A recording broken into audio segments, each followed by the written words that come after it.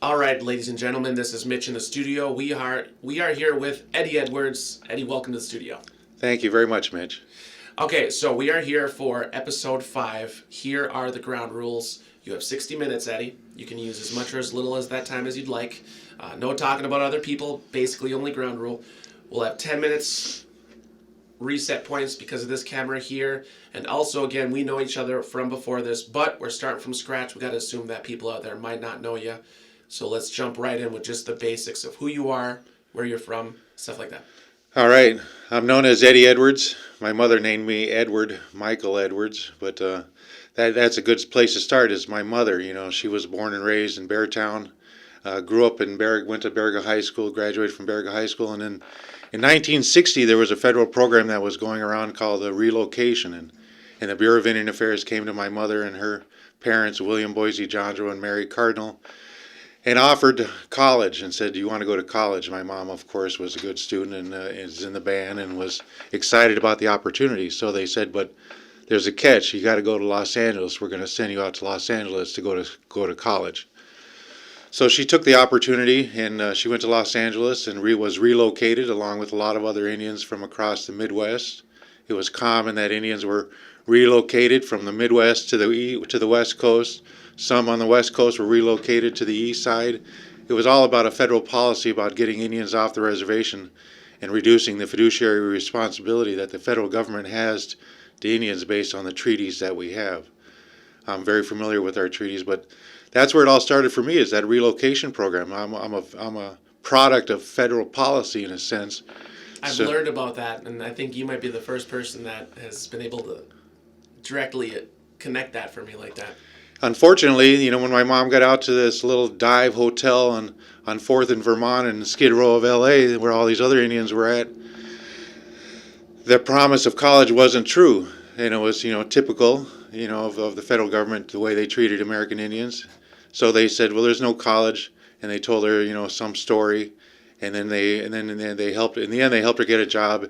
So her first job was a telephone operator, where they have to pull the lines and say, hello, you're on the phone. And yeah, she went out there for college though. Yeah, but they found her a job. It was a big scam, about getting Indians off the reservation. So we could do a whole show about that, I bet. So she survived that and met my father waiting for the bus on Venice Boulevard in California. And my father and my mother got together and had 5 kids.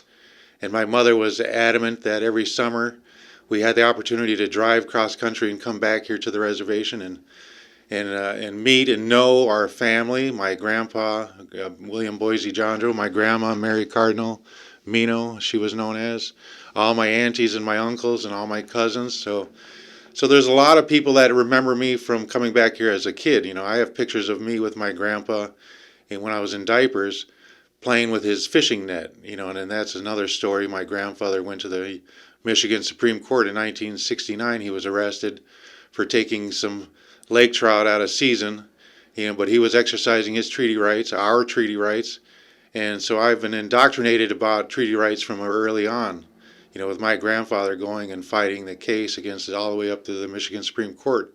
And eventually the Michigan Supreme Court ruled that Michigan state laws and regulations do not apply to Indians hunting and fishing and gathering and all other usual privileges of occupancy.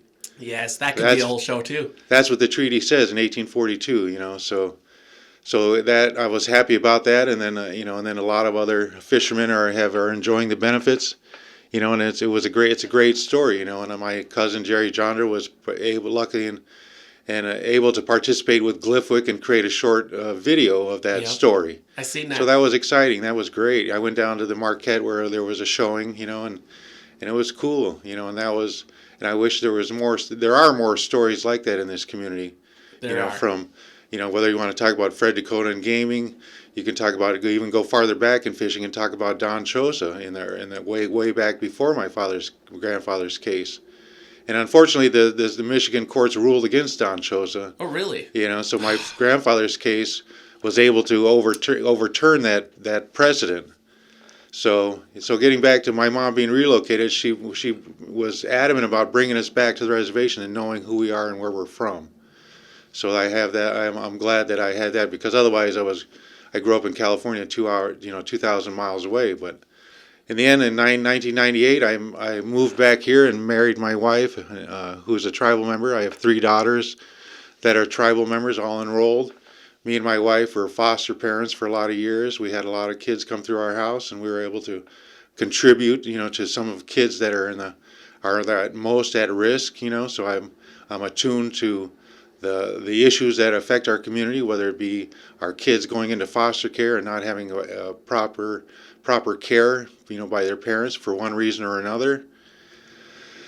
And then, the other main issue is, is that it makes me want to talk about is health care. I was talking to a senior citizen the other day, and they were having some issues with, getting health care and making their way through the system.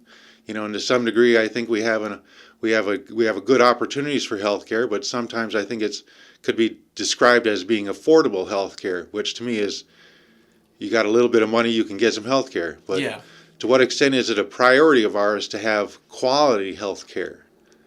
That's because health care costs money. And you can get a doctor, you can get a decent doctor for $140,000 a year. How much does a good doctor cost? I don't know. Those are the things that as a council member, when you're doing your budgets, I think we need to focus more on our priorities and not necessarily rubber stamping what we did last year, but really start prioritizing what is important to this community, whether it be health care, education, culture, job creation.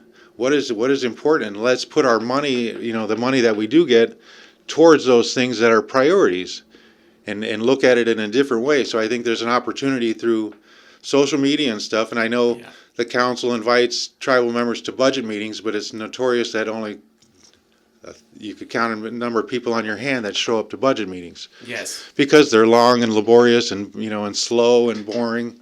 Yeah. So I'm more inclined to talk to people about an opportunity to talk about bigger ideas and not in details about travel and office expenses, but the prioritizing what are our priorities. Is it health care? Because at one point when I was treasurer of the tribe, I was looking at trying to talk the council into prioritizing health care. Let's start off with our budget, with all of our casino revenues and our other grant revenues, and say, okay, what's important first? What should we make sure that's fully funded first? And one of the things that always came up is health care. We should fully fund health care, and what does that look like to be fully funded? And I don't necessarily have the answer to that today, but that's something that I think we as a community need to define. Yeah. What is appropriate health care? Is the doctors that we have, the nurse practitioners, the doctors, because I know it's been a struggle to find good doctors. We've lost doctors, we've had good and bad ones come through. So it comes down to prioritizing the funding, because to get a good doctor up here, we got to pay for a good doctor. Okay. We can't expect a good doctor just to come way up to the UP and to Lawrence and Baraga unless they're from here. But generally, we have to prioritize it. So I guess that gets back to that idea about prioritizing what's important in this community. Yeah, I mean, it's almost like, going to the store, don't just buy the first thing you see on sale. I mean, really look at what you're putting your money towards and make a smart choice about it. Well, yeah, what do you want to feed your family? Yeah. That's prioritizing what's important. Is it a bag of chips and pop, or is it, some chicken and rice, or something that, some fruits and vegetables? Yep. So, but it's about, the main theme is about prioritizing. Absolutely. What's important. We are hitting this first timer. We're going to reset the cameras. So I wanted to back up a little bit. You do have an extensive past in tribal politics. But I want to learn a little bit more about your story. When did you start getting into politics? About what age were you really all in going for it? Well, I moved back to the reservation in 1998. I started looking for work and stuff, and I had different jobs, and then eventually in 2004 I got hired as the executive director of the tribe's Ojibwa Housing Authority. Okay. And then in the next year I started working with the Board of Commissioners, and we started doing a lot of things. One of the first things we did was created the Ojibwa Building Supply in 2005, because we were buying a lot of materials, and so I have a focus on economic development. I didn't mention that earlier, but I got a degree in economics from UCLA. I have an MBA. Currently, I'm now licensed as a mortgage loan originator. Wow. I've got the nonprofit that I work for licensed as a first mortgage broker. We're members of the Federal Home Loan Bank. We're approved by HUD to be an approved HUD 184 lender. We're approved by the USDA to package their 502 home loans. and we're partners with the Chickasaw Nation out of Oklahoma. They have their own Bank 2, so we have broker relationships with them to offer home loan programs to tribal members throughout the whole state. So I bring a lot of opportunities to collaborate and partner with outside agencies and outside people to bring more to the community. Absolutely. I mean, you're one of the people that I grew up watching, and you seem really just all in all aspects. That's why I was curious where it all kind of started. Like, when did you make that jump to become a leader? Well, I wasn't intent on, and that wasn't even on my focus, but when we were with the Ojibwa Housing Authority created the Ojibwa Building Supply in 2005. Yeah. Another year or so later, we created Ojibwa Builders, a licensed, bonded, and insured construction company that was bidding on major projects. We were competing against Gunlock and Moyle on big projects. We won the bids to expand the seniors. Ojibwa Builders won the bid to expand the clinic and renovate the clinic. The Ojibwa Builders won the bid to build the early childhood center up across from the college up there in Baraga behind the casino. That was a $1.5 million project. Ojibwa Builders built that on time and under budget. So there's a lot of, we built up a lot of resources and a lot of opportunities, a lot of jobs, a lot of programs at housing. And then we started, the BP Baraga Mobile Mart was for sale. It had been shut down. It was run by a tribal member, and it was shut down, and it was up for sale. And the board wanted to expand the diversification of what the Ojibwa Housing Authority did. And in 2009, we bought the Baraga Mobile Mart and turned it into the Ojibwa BP. Yeah. And that was a turning point in terms of the scrutiny that housing started to receive, because then there were certain council members that were on that at the time in 2009 that felt uncomfortable with housing making such broad movements. And at one point that's when the council started having special meetings, wanting to go, well, why are you guys doing this? What are you doing? I had one council member question me at one point and asked me, Eddy, why are you doing this? Why are you creating more jobs and more programs and more businesses? And I said, well, because the people need it. This is obvious. And then the council member was really. What was their fear?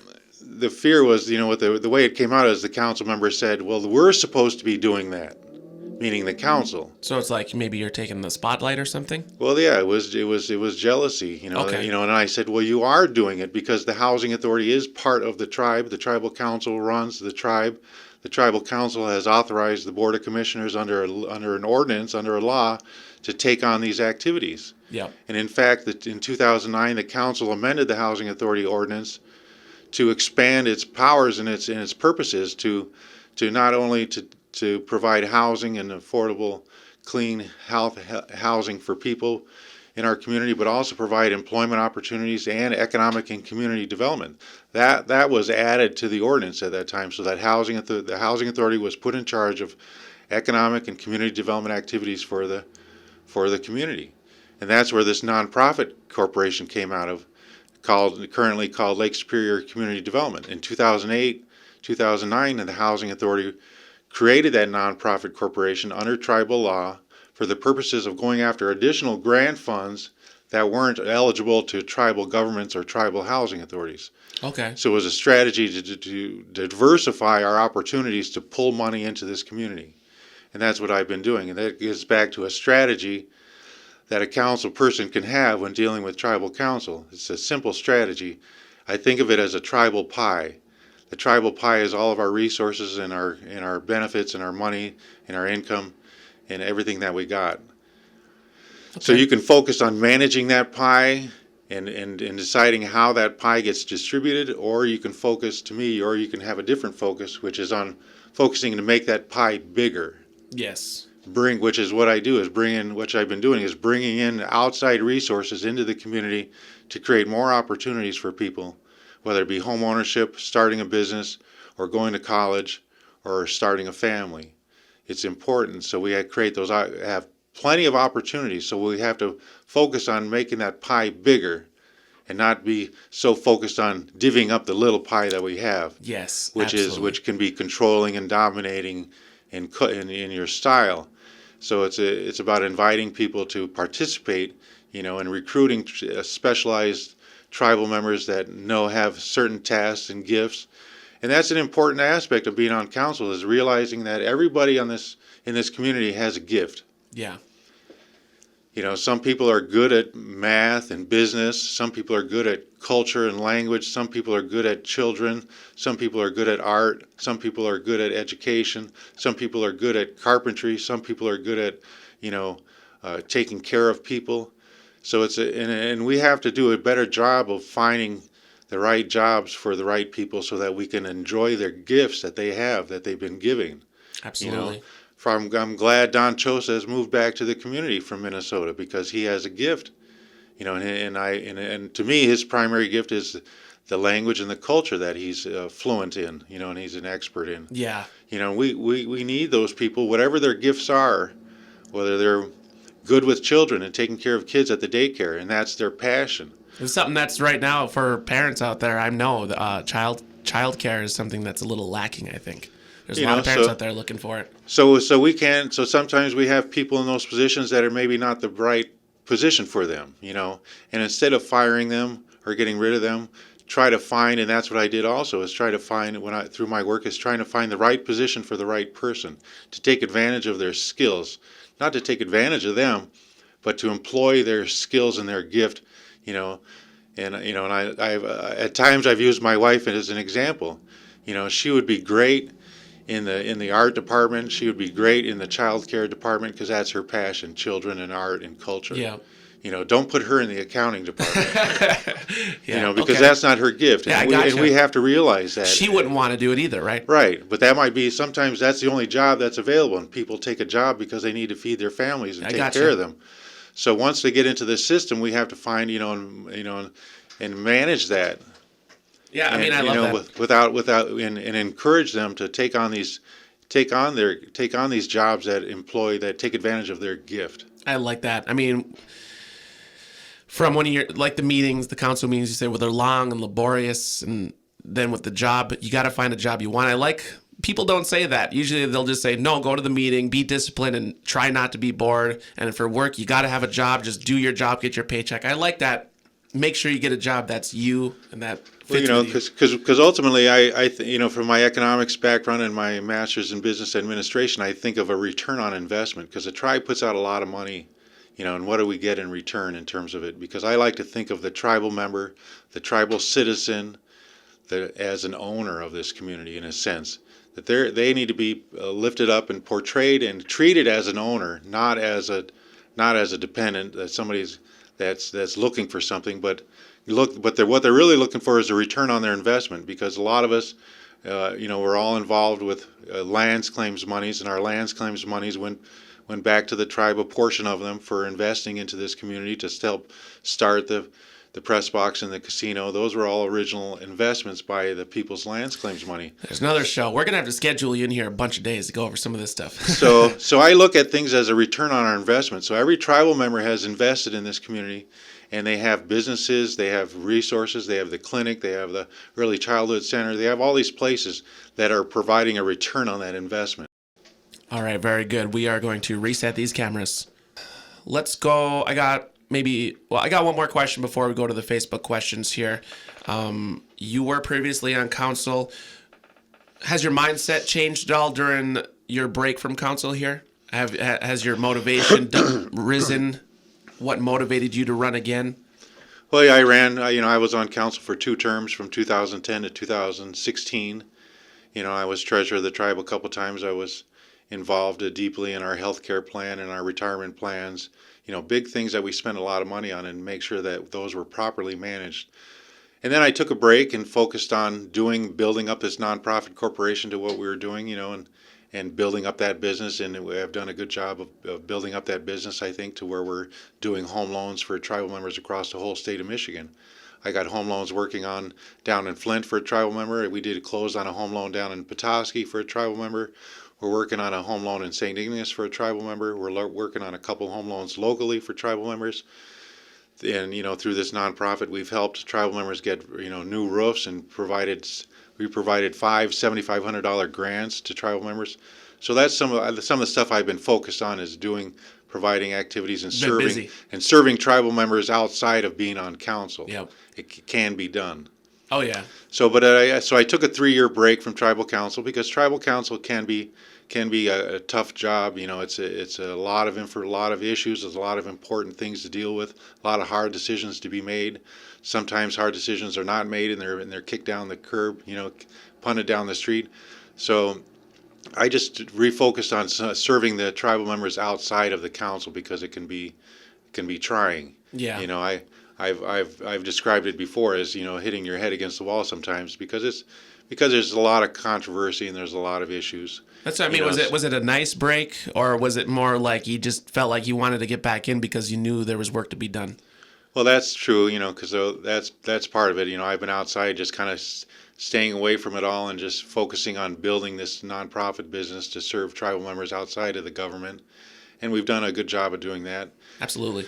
And so we even helped 2 tribal members this summer get $25,000 grants to expand their businesses, you know, through our membership in the Federal Home Loan Bank. So those are the things that I like to do, you know, and is build up our tribal members, give them opportunities to do more, do what they do, you know. Yeah, I read about those. That's incredible. So I see that, you know, and I heard one of the other interviews, and one of the council members talked about how this is the most financially stressed time of the community, you know. So And what that tells me is that the council needs help managing the resources, because if the resources aren't managed, then things go south, you know, and to some degree that makes me think that some of the hard decisions have not been made because they've been going down, and sometimes you got to make corrections, right? Yes. Sometimes you get a little bit going too far left, and you got to kind of turn it back to the right or whatever. I gotcha. You know, but if you don't do that and you don't keep your hands on and keep your pulse on the finger on the pulse, then things go south on you. You know, quickly. And to some degree, you know, there's the people that approved a marijuana venture, you know, because the people want to have economic development. But, you know, it's a tough business to get into, but you got to be in position to take advantage of these opportunities that drive past us all the time. There's a lot of opportunities that come to this community, but what position are we to take advantage of them?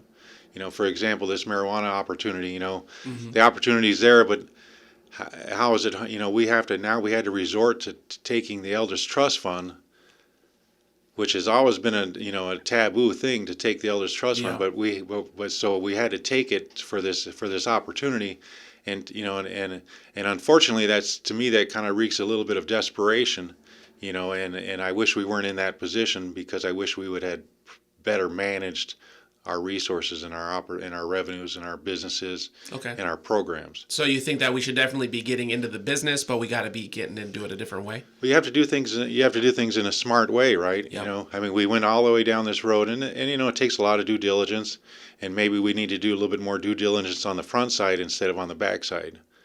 You know, same with this casino in Marquette. Yes. You know, we did if we'd have done more due diligence, maybe we would have seen that, you know, it's a beautiful building and everything, but you know, I fear that not having a hotel is going to be a major impediment to the growth of that property.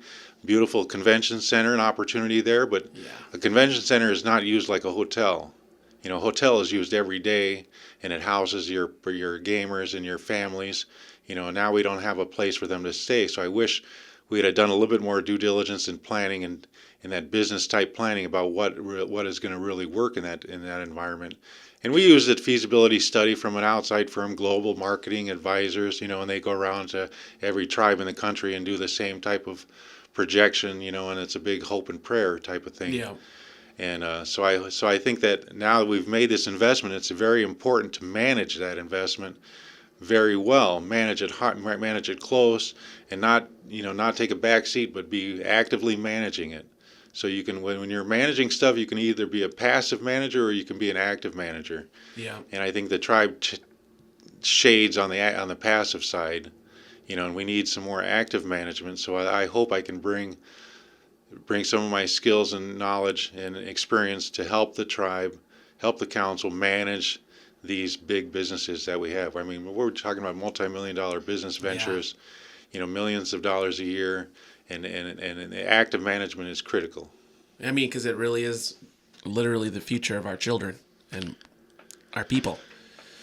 All right, so I think we can take this time now to go to some of these questions from Facebook. And once again, some of this might retouch on some of the things you already talked about, but I'm bringing you the questions from the people in this first round. The second round, what I'm going to probably try to do, which is I think I'm announcing it on the first episode here, is for the second round, I'm actually going to go to candidates, and they'll be able to choose a place of their own choosing for the follow-up interviews, just to let other candidates know and let you know. That's my next plan. I'm still coming for you. Let's go to this question from Jessica Pose. She says, what are your views on using technology to propel our tribe into the future?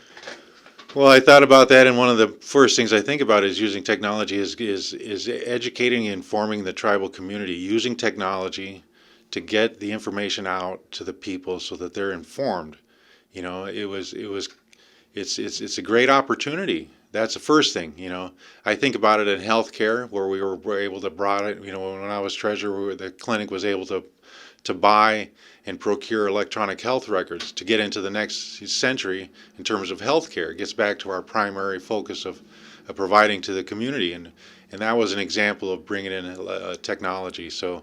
But my first the top of the list is getting the information out to the community members, because they're the owners, and I believe in disclosing almost everything to the owners. There's hardly nothing that I can think of that would be confidential that a tribal member or an owner of this tribe would not have access to. So yeah. I think technology gives us that opportunity to get, not just to get the information out, but to get feedback. That's where you're talking about right now. You're getting feedback from a tribal member via technology, Facebook. Exactly.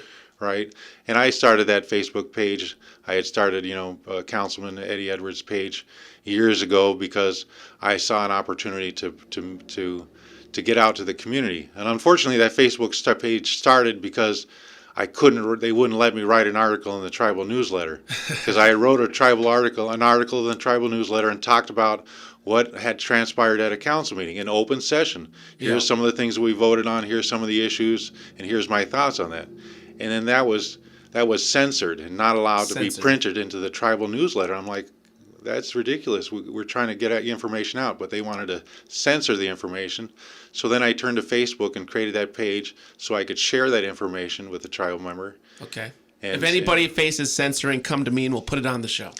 Yeah, it's not proper to be censoring tribal members, especially tribally elected tribal council members that are trying to share open session information with people. Yeah, absolutely. I mean, it doesn't make any sense. We are hitting the timers again. We're going to reset these cameras. Well, let's go to Robin Chosa's question here. And this one, it is touching a little bit on some things you've already talked about, but maybe it'll give you a chance to go a little deeper. From Robin Chosa, when considering the tribe's current economic status, what do you think can be done to ensure our economic success to keep providing services for our members? Something you've already talked about quite a bit, but just another chance to Well, it goes back to actively managing what you have. And if you're not actively managing what you have, then you kind of are left with the consequences of that. So, and it gets back to the idea of getting a return on investment. We have a lot of employees, we have a lot of departments, we have a lot of programs. And to what extent are those programs giving us a return on our investment? To what extent are those employees giving us a return on investment? Maybe it gets back to that idea about not utilizing the gift of that employee. Maybe they're in the wrong spot and we're not getting a good return because they're in the wrong spot. Maybe we need to find a better spot for them so we get a better return on our investment. Like I said, to get my wife out of accounting and put her into the child care unit, then you get a better return on your investment. Then you get a better service, a better product for the parents that want to put their kid in child care. So, and I've seen it sometimes. People have gotten a job, and it's maybe not the right fit for them, but it's a job and they've had it for a long time. So there's an attachment to it. So and I dealt with that. I certainly do not have a radio voice. I dealt with that at the casino, and it's important as owners that we make sure that we have the right people in the right spot. We raise the bar. We raise the bar for what it means to get a return on investment, but we help people. I'm not about lowering the bar so anybody can just roll over it, in terms of the standard. I like to have a high standard, but it's very important to help people get over that high standard. Just like when I was in boot camp, in the military, I'm a military veteran. When you had to climb that obstacle wall, you didn't just go over yourself. You had to make sure your whole team made it over. Yes. And Absolutely. that's important. So that's the way I look at it. So we have to think about it as a team and actively manage our businesses and our programs so that we're getting an adequate return on our investment. All right, very good. I mean, I do think it helps people to hear you rephrase your answers with these different questions and stuff because, I mean, we really get a sense of where you're coming from on it. Very well. I won't comment. I'll let the listeners make their assessments. Let's move questions here. This one comes in from Christine M. Mackey because, I've seen your activities on social media. You guys got a lot going on over there. How does serving fit in with your other responsibilities? Well, it's a total match because what I'm doing now is bringing in resources to this community, but to Indians, not just on the reservation, but across the whole state. Okay, very good. Just this summer, I helped a tribal member that lives in Kinross get a new roof. $7,500 grant to get a new roof. I helped a tribal member down in Flint to get a new house. Those are so it ties in directly to what I'm doing.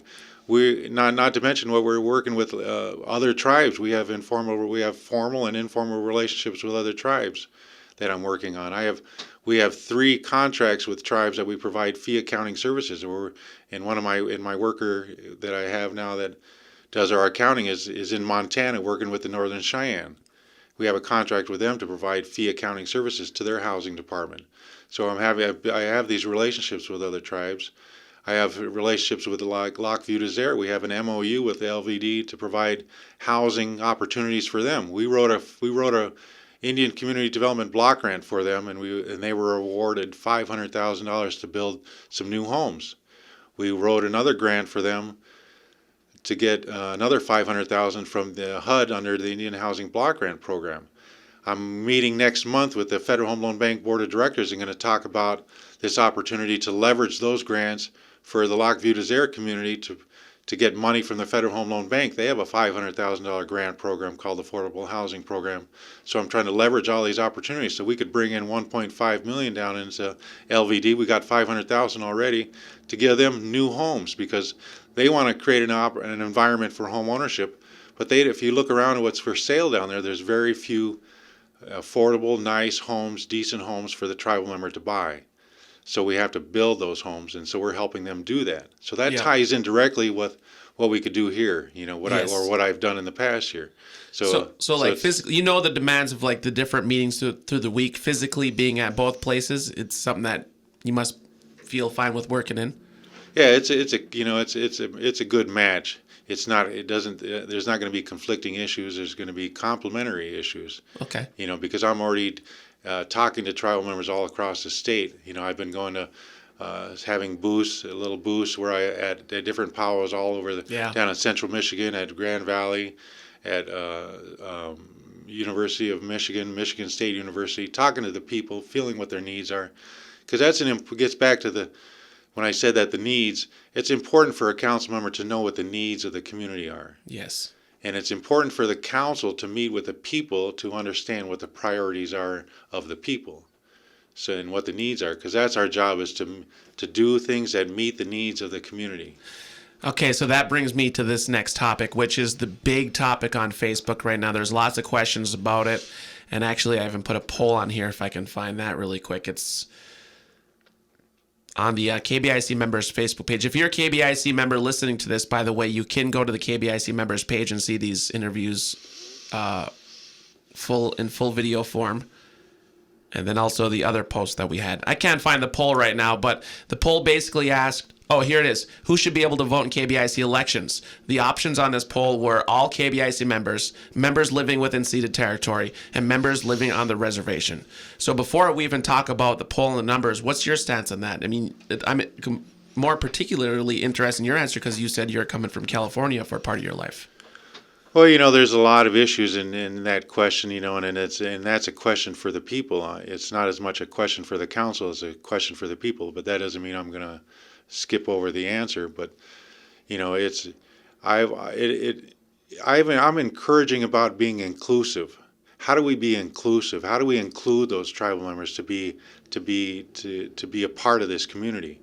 So there are some issues about having people that are living in Grand Rapids or people in California voting on issues, And the question comes back to that technology issue. How do we make sure that they're informed and educated about what's going on? Because that's the first thing you're going to say about people that aren't for including them in voting, is because, well, they don't know what's going on. They don't have they do have a vested interest because they're an owner, even if they live, no matter where they live, because we know people went all over the country for a lot of different reasons. Yes. Whether they were adopted out, whether they were relocated, whether they had to go leave the community to get a job or to get educated. There's a lot of reasons people had to leave. And I mean, there's enough reasons where you don't even have to ask the reason. They're gone for whatever reason. So we have to find ways to, I think getting back to that idea about making that tribal pie bigger. How do we include them? How do we do that in a way that makes the local tribal members that have that are sensitive to outside influence?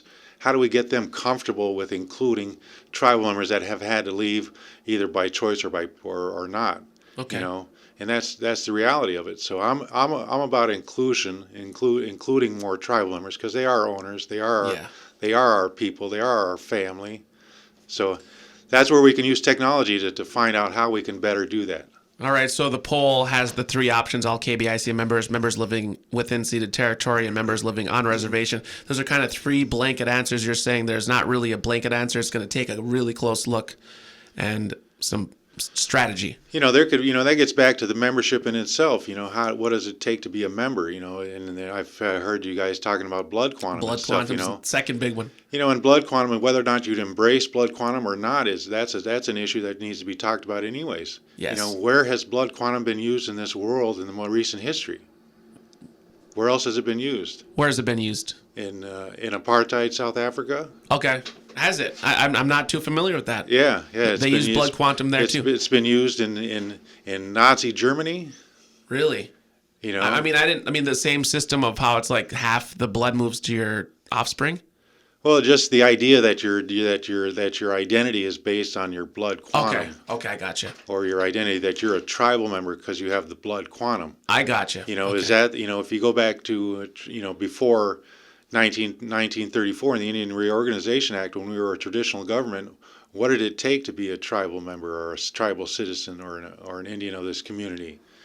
I'm going to have to reset these cameras again. We're on a good pace. So going back to the questions, because these first round interviews, I do like just going to the people's questions because. Well, it's a good thing. You're including them into this process. That's what I'm talking about, and you're for that too by doing that, including people into the process. Yeah, because people are curious about many different things. Well, a lot of it is financial stability, and there are the certain topics that do pop up: the blood quantum, like we just mentioned, the off-res members voting, the casino projects, the marijuana adventure, and then there's some other questions. Well, Terry Denemy says, what would a 5-year strategic plan look like in your eyes, starting with year 1 through year 5? Well, to me, it's not necessarily my strategic plan, but our strategic plan let's start there. So that means that we have to have not just council meetings, but we have to have community meetings. Okay. Not where council sits up there and is the judge and jury, but where the community says, this is what we want.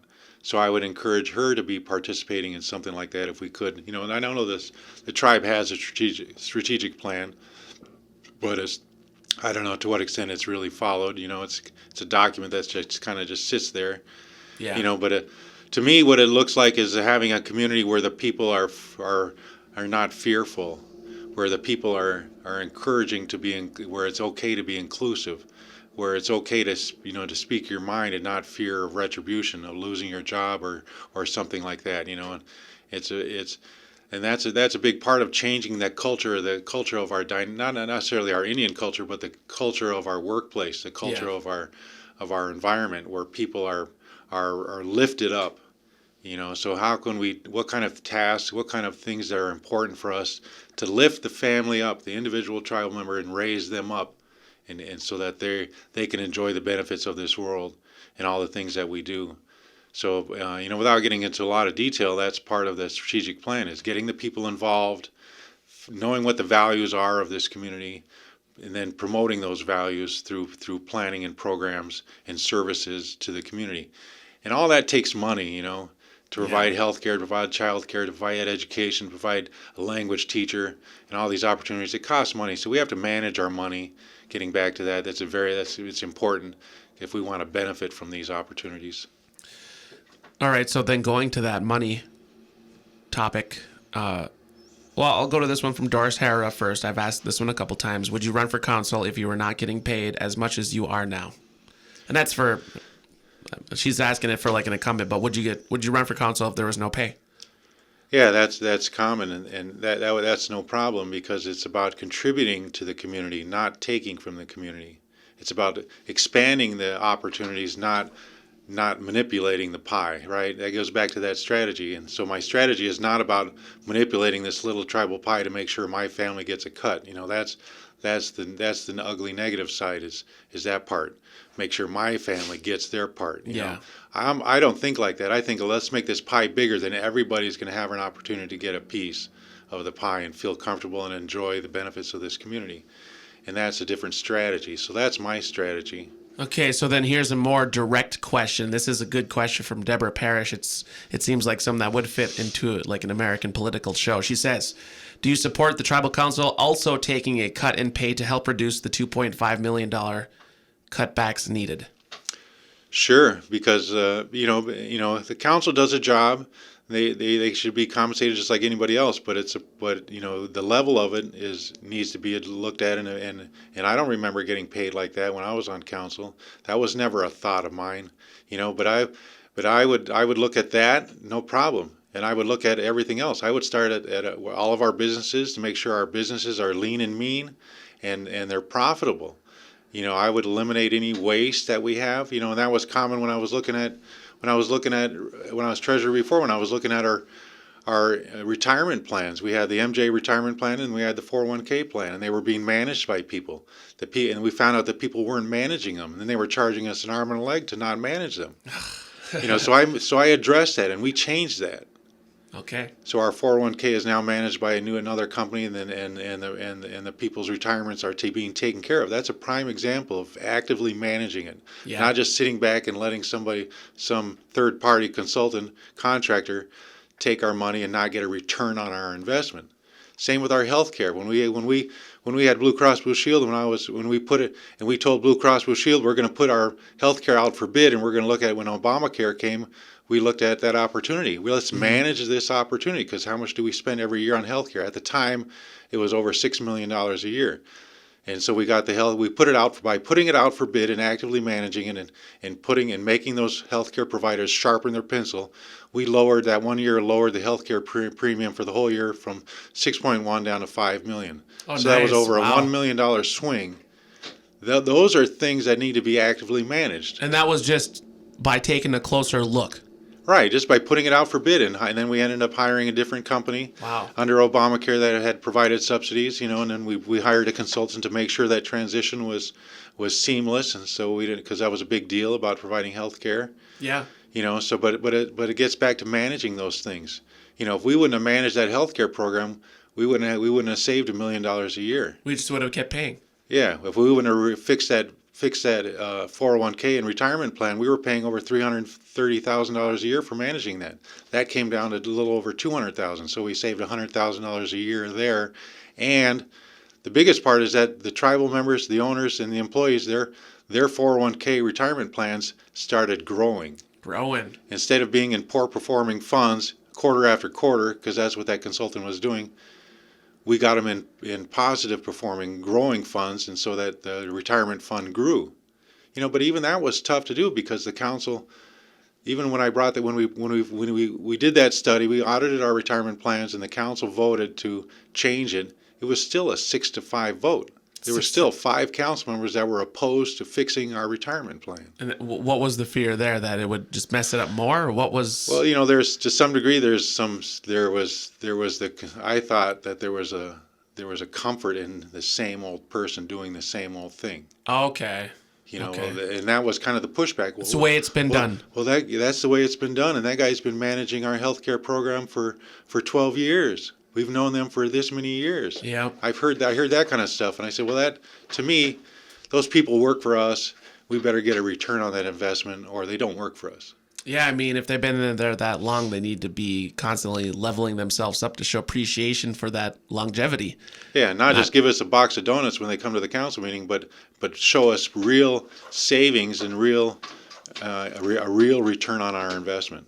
absolutely. That has to be managed. That's why I like these questions. It leads us down a lot of these different roads for things. Let's go to another one from Deborah Parrish. This is, and actually, you might be able to answer this question for me a little bit. Me and Mike Lottie were in here the other night.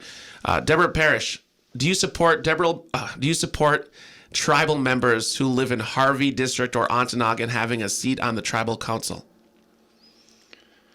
They can't. Nobody can run. Only Barry and Lance members can run. Correct, on reservation. Yeah, on reservation, and well, that needs to be looked at because that's a constitutional amendment, and that's a constitutional task force. I've been on the task force before when we eliminated the residency clause, and unfortunately we added the dual enrollment clause, but that's an issue for the people to look at. So again, about being inclusive, how do we be inclusive? So what do they really think that's going to happen? What do you think that person really wants to see? The person in that seat for Harvey or Ontonagon. So it's about getting back to inclusiveness. So if we find a way for that the local tribal members can be comfortable with including more of their family into this process, and because we use technology or whatever, I would be for that. I'm about inclusive, but it's about how we get there. So that because I'm still considered, because ultimately it comes down to the local people have to decide. So we have to make the local people have a level of comfort that this would add that these tribal members in Ontonagon, these tribal members in Harvey would add value to this community. Okay. Right? So if we can convince them that they would add value, would you be opposed to it? No, I guess not. I guess you're so right. That's the process I think that we'd have to go through. Not just say I'm for it. I got you. Because it takes more than that. You have to think deeper about that. Very good. We're going to reset the cameras again. Yeah, let's see here. I think that, there's a lot of questions on here, but, you covered so much. I think we will just get... Is there a topic or issue that I did not cover that you'd like to cover? No, I think we touched on a lot of things, but if there's any other questions or if you want, whatever you want to do, it's your show. I think we pretty much covered a lot of it. A lot of these other questions, pretty much the answers we'd get after we see you hit the ground and see what you do anyways. Because for you, it's you can tell that you've been in there before. You can tell that you've been in the trenches. You can tell that you've had the experience. So, a lot of these questions, it seems like you'd rather answer them with action than words anyways. Well, where the words are to be followed up by actions, That's true. And you go by what people do, not what they say, and unfortunately sometimes we get carried away around in this community with what people say about people, and not really have any facts or proof to back up what they're saying, and I've been a victim of that. Okay, so hold on for a second here. What's going on with this? Is this turn off on me? Okay, we're still going. We had a little bit of interruption with cameras. Sorry about that. But then just kind of moving on to the last step of what I've been doing with this interview, these interviews. I want to give you the chance then to address your voters, and we'll wrap it up. So this is your chance then to speak directly to them. All right. Good morning, everybody. So I hope that you're having a good day, and I'm glad that you're taking the time to listen to these interviews, and it's a great opportunity to share ideas and thoughts with the community members. And in the end, I'm here to serve the community. And if you need some help and you want your programs and your assets and your businesses and your programs properly managed, that's my effort to take what you guys need and what's important for this community and bring that to the council level and make sure that the council is doing your bidding, and not my bidding, but your bidding. And so that's my promise to you, that I'm to serve the community. It's a common thing. Council members are elected to serve the community, not themselves. Thank you. Thank you very much, Eddie.